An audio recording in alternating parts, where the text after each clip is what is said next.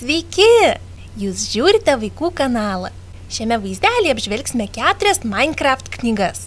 Kaip pradėti žaisti, kaip viską pastatyti, kaip sėkmingai kovoti ir kaip naudoti raudonakmenį.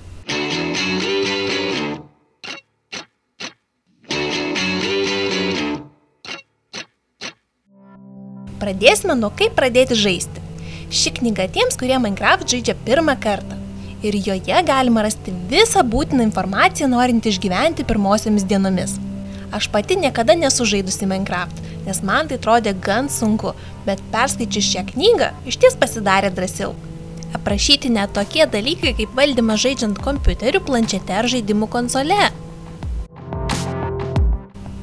Čia aiškiai ir vaizdžiai surašyta, kaip susirasti reikalingų medžiagų kaip medžio ar akmens, pasistatyti slėptuvę, pasigaminti lovą, įrankius, ginklus ir apsisaugoti nuo naktimis išlendančių monstrų.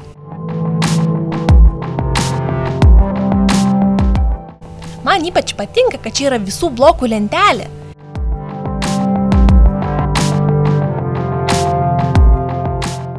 Ir taip pat aprašyti visi žaidime lakstantys padarai, arba dar kitaip mobai. Gyvūnai. Jų labai daug. Kaimiečiai. Pasalūnas. Skeletas. Zombis. Voras. Pabaigažmogis. Endermitas, žvyninukas, gleivinis, ragana, sergėtojas ir vyresnysis sergėtojas. Net pavargau.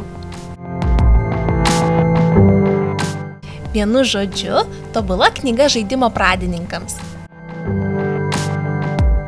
Toliau, kaip viską pastatyti. Jeigu kada nors Minecraft matėte kažką neįtikėtino ir mąstėte, kaip kažkam pavyko tai pastatyti, čia rasite visus atsakymus.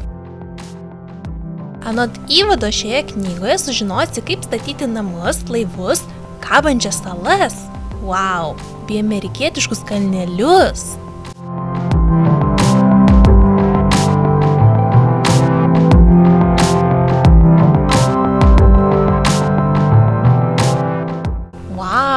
Gynybinė siena.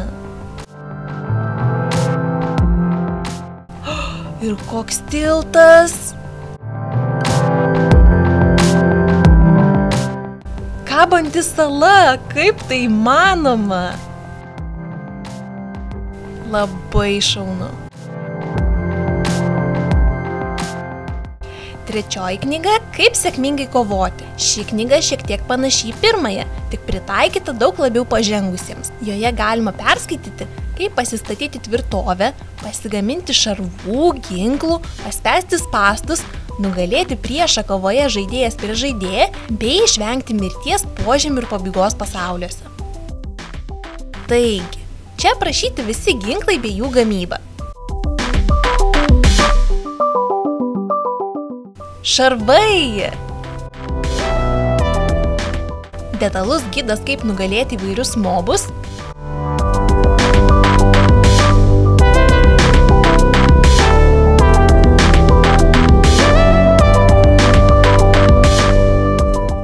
Pabaigos drakonas? Net nežinojau, kad toks egzistuoja. Dar parašyta apie eliksyrus.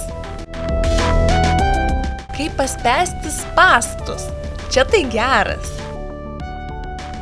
Ši knyga šauni. Net nežinau, kuri man labiausiai patinka. Ir paskutinė, kaip naudoti raudonakmenį. Įdomu. Knyga apie vieną iškaseną.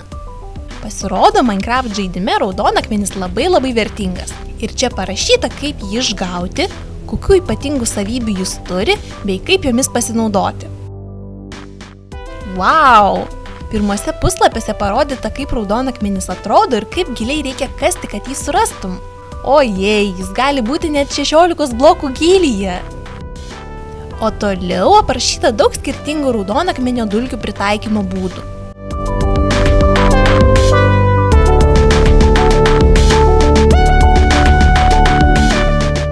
Apšvietimo sistema, stūmoklinės durys, automatizuota vištų ferma. Čia tai geras.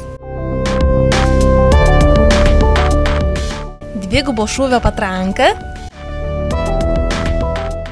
eliksyrų laboratorija. Nerealu. Štai ir viskas. Visos 4 Minecraft knygos. O dabar, tadadam, skelbiu konkursą. Viena iš šių knygų gali atitekti tau. Jei nori laimėti, tai reikia būti šio kanalo prenumeratoriumi ir apačioje komentaruose parašyti, kurios iš šių knygų norėtum labiausiai. Ir viskas.